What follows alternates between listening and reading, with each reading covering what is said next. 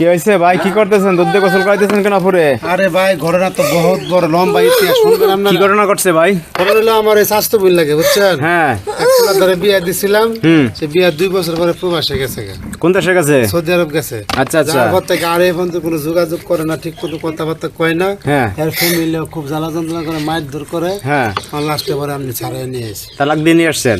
হ্যাঁ। এখন ঘটনা হচ্ছে, সমস্যা কি আপু? এই যে আপনার স্বামী কি আসে না দেশে নাকি? আমার বিয়ের 2 দিন পর আমার স্বামী প্রবাসে চলে যায়, তাও আচ্ছা, আচ্ছা। সৌদি আরব। হ্যাঁ। এখন সে শুধু 10 বছর যাবত আমারে বলতেছে সে আজ নয় কাল আসবে, কাল নয় পরশু আসবে, কিন্তু সে আসে না। তার পরিবারের অত্যাচার 3 দিন বাইরেই চলতেছে।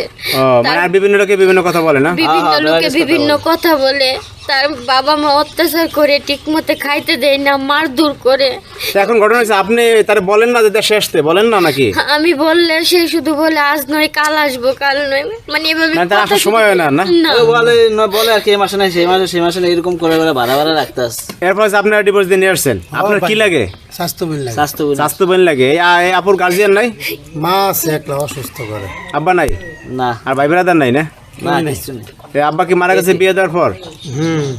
বিয়ে দেওয়ার কিছুদিন পরে, 6 মাস পরে। ওই শাসা আছে, শাসা চাচা আছে। দেখাশোনা করে। এই আপনি বিয়েটা কি ফ্যামিলিগত ভাবে হয়েছিল আপনার আপু? হ্যাঁ, আমার ফ্যামিলি থেকে দিছে। আমার এই বিয়েতে কোনো মত ছিল না। আমি প্রেম করতাম অন্য এক ছেলের সাথে, আমার জোর করে বিয়ে দিছে প্রবাসী ছেলের সাথে। মানে আপনারা জানেন যে ফোলা বিদেশ কি ভালো থাকবে, সুখে থাকবে, কি এই জন্য বিয়েটা দিচ্ছেন।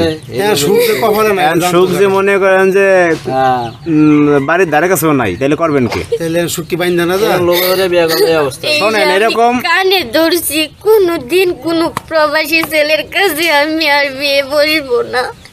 দরকার হয় দিন মজুর এর কাছে বিয়ে বসবো, তা না হলে ভিক্ষা করে যে তার কাছে বিয়ে বসবো, তাও প্রবাসী ছেলের কাছে না।